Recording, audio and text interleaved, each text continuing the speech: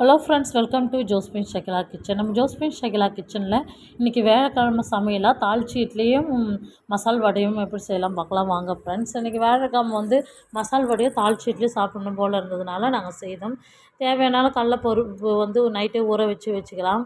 ஊற வச்சு அதை ஒன்றும் பாதியமாக அரைச்சி எடுத்துக்கின்னு மிக்சியில் அதோட வெங்காயம் சாப் பண்ணி சேர்த்துக்கலாம். பச்சை மிளகா, கருவேப்பிலை, இஞ்சி பூண்டு இடித்து சேர்த்துக்கலாம். சோம்பு, பெருங்காயம் போட்டுக்கின்னு நல்லா ஆட் பண்ணிக்கின்னு நல்லா கலந்து சுட்டு எடுத்தால் அருமையான மசால் வடை ரெடி ஆகிடுச்சு ஃப்ரெண்ட்ஸ்.